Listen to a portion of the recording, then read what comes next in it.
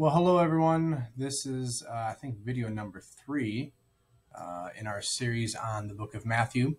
I thought I'd share a short video about the Sermon on the Mount, the very first teaching that we come to in the book of Matthew. And so I've broken it down here for you guys to see. If you have your Bibles, you can turn to Matthew chapter 5.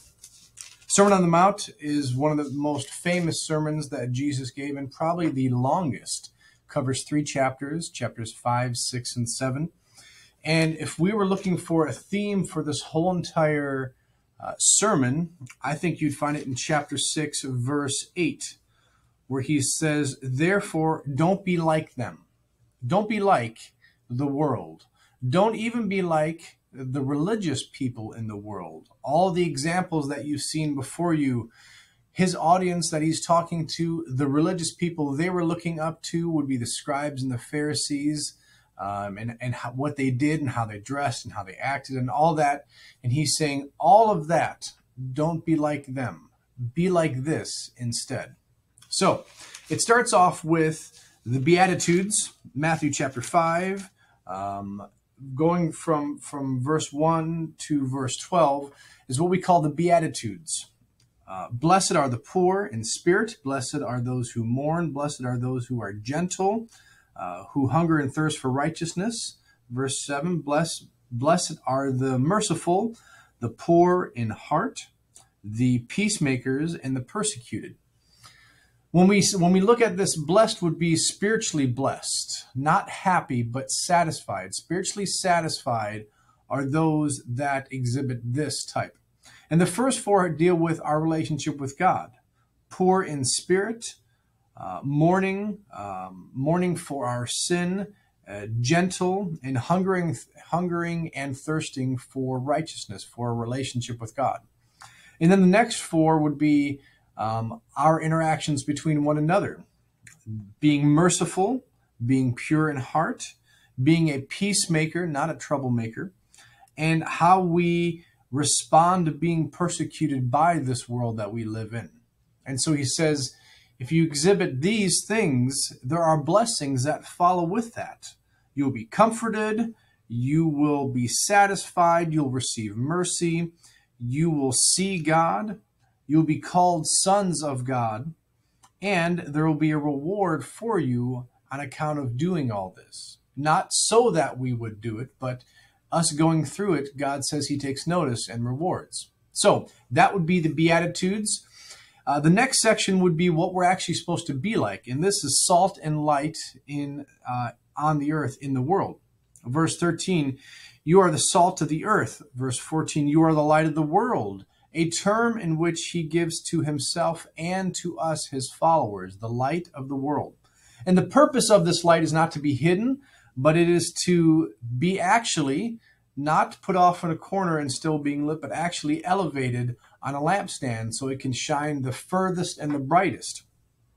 Verse 16, let your light shine before men in such a way that they see your good works and glorify your Father who is in heaven.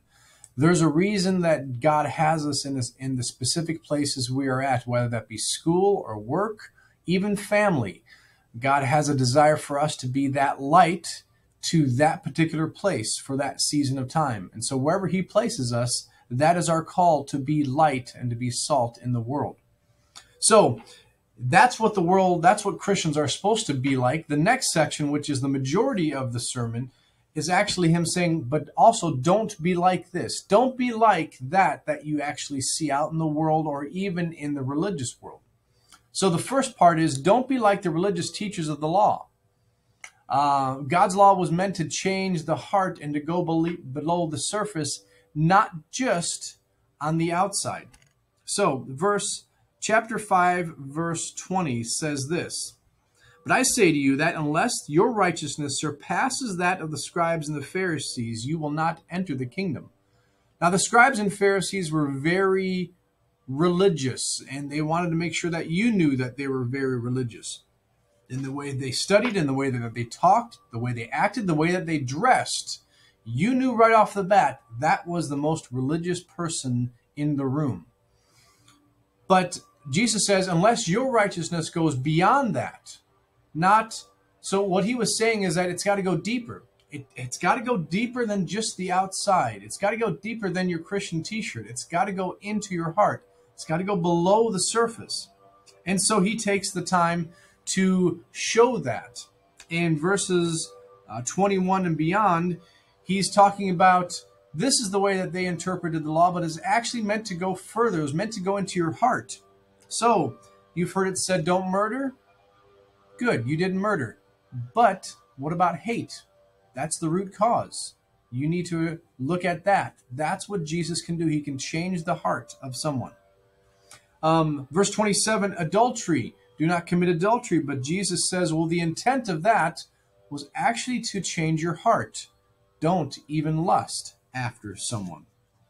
And then the next part is to take your sin seriously, with the example of, if your eye causes you to sin, gouge it out. If your hand causes you to sin, chop it off. Take it seriously. Divorce for any reason, God says that it's not supposed to be that way, and he limits it here to unfaithfulness.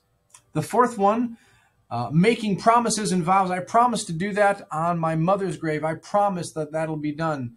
Stop making all those promises. Just do what you actually said you're going to do. If you say yes, then do it. And if you say no, don't do it. Number 5 is how we interact with the world. We're supposed to endure insulting, to endure the insults that we get as Christians and as just people.